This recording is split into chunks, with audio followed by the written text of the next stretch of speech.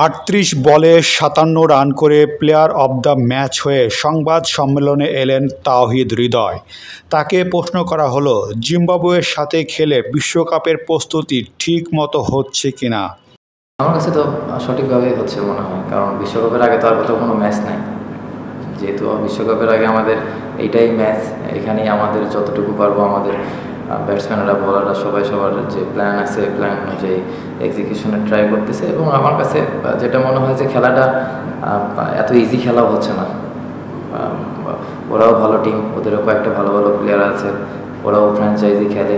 মানে জিম্বাবুয়ে দিকে ওদের ছোটো করে দেখার কিছু না, ইন্টারন্যাশনালে প্রত্যেকটা টিমই হার্ড টিম। তো ইন্টারন্যাশনাল ম্যাচ আর ডোমেস্টিক ম্যাচের মধ্যে আকাশ পাতাল পার্থক্য। তো আমার কাছে যেটা মনে হয়েছে যে খুব ভালোভাবেই প্রিপারেশন হচ্ছে, কিছু জায়গায় ইমপ্রুভের জায়গা আছে, এটা প্রত্যেকটা ম্যাচেই থাকে। তো আমাদের যে জায়গাগুলো ইমপ্রুভের জায়গা আছে ওই জায়গাগুলোতে যত পারি ডে বাই ডে যত ইমপ্রুভ করা যাবে আমাদের টিমের জন্য ভালো। ম্যাচে রান করতে পেরে কেমন লাগছে আপনার?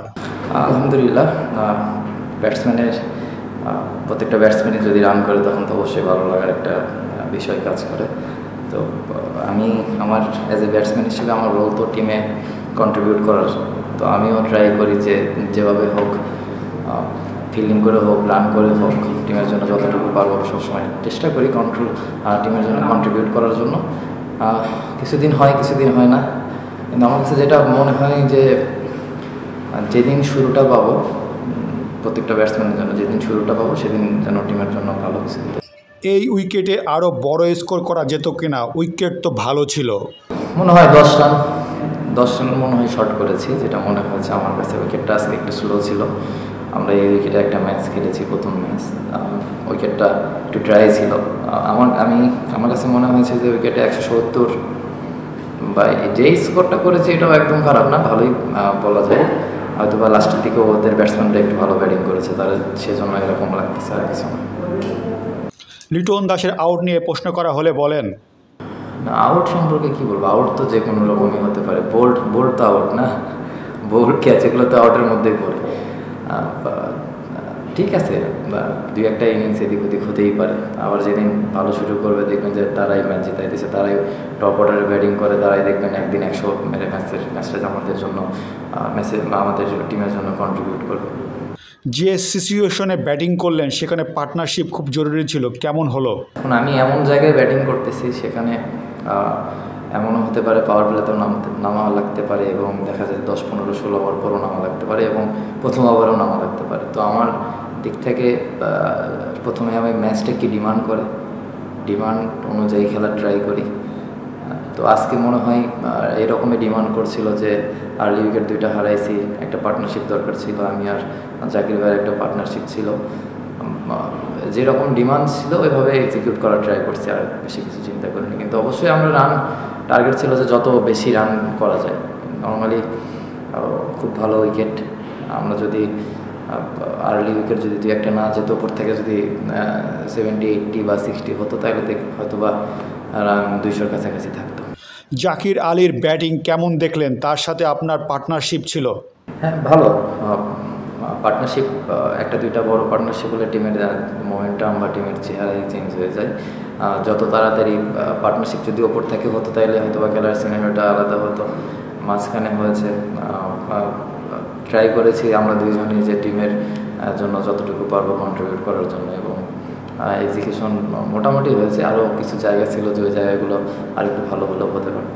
পাওয়ার প্লেতে ঠিকমতো রান উঠছে না, রান করার অ্যাটিটিউডও দেখা যাচ্ছে না, এমন প্রশ্ন করা হলে উল্টো সাংবাদিকদের প্রশ্ন ছুড়ে দেন তাওহিদ হৃদয়। না, পাওয়ার প্লেতে কত হলে, মানে আপনাদের দিক থেকে পাওয়ার প্লেতে কত হলে ভালো একটু বলবেন? 45-50, এটা ডিমান্ড করে। যদি আমাদের উইকেট, আমাদের হাতে যদি উইকেট থাকে, উইকেট যদি আর্লি 2-3টা পড়ে যায়, তাহলে তো ধরেন 45-60 সব দিনই হবে না। কিন্তু হ্যাঁ, একটু হয়তো বা 5-7-10 রানের এদিক ওদিক হয়েছে, যেটা আমার কাছে মনে হয়। যদি আমাদের ব্যাটসম্যানরা শুরুটা ভালো করে আর একটু, তাহলে এটাও কভার হয়ে যাবে। উইকেটটা আমরা হারাইছি দেখে আমাদের রানটা মনে হয় 5-10 রান শর্ট হয়েছে। আপনি যদি দেখেন এখানে 3টা ম্যাচ হয়েছে, 3টা ম্যাচের একটাতেও পাওয়ার প্লেতে খুব একটা বেশি রান হয়নি, কারণ উইকেটে একটু হেল্প ছিল। বলারদের জন্য হেল্প ছিল, আমাদের ব্যাটসম্যানও পারেনি, ওদেরও পারেনি। কিন্তু আমরা যদি ওই উইকেটগুলো একটু কম হারাইতাম তাহলে 10 রান 15 রান এটা কাভার হয়ে যেত। তো ইনশাল্লাহ আশা করি যে সামনের দিকে এটা ঠিক হয়ে যাবে ইনশাল্লাহ। প্রায় প্রতি ম্যাচে টপ অর্ডার ব্যর্থ হচ্ছে, এগুলো মিডিল অর্ডারের উপরে চাপ তৈরি করছে কিনা? দেখেন, কেউ তো ইচ্ছা করে উইকেট দিয়ে আসে না। লিটন ভাই বা যারা টপ অর্ডারে ব্যাটিং করছে তারা সবাই ট্রাই করতেছে নিজের বেস্টটা দিয়ে। আপনি আপনার প্রফেশনে আপনিও ট্রাই করবেন আপনার বেস্টটা দিয়ে। তো একটা প্লেয়ার প্রত্যেকটা সময়ই ভালো খেলবে না, এটাই স্বাভাবিক। উনি কি প্লেয়ার বা ওনার স্ট্রাইক রেট নিয়ে অনেক কথা হচ্ছে, শুনতেছি আপনারা বলছেন। যদি চেক করে দেখেন ওনার স্ট্রাইক রেট এখনও বাংলাদেশের কয়েকজনের ভিতরে আছে মনে হয় 2-3 জনের ভিতরে। তো একটা মানে ওয়ার্ল্ডের যত বড় ব্যাটসম্যানই হোক প্রত্যেকটা ম্যাচ সে ভালো খেলবে না বা প্রত্যেকটা সিরিজ সে ভালো খেলবে না, আপ ডাউন হবে।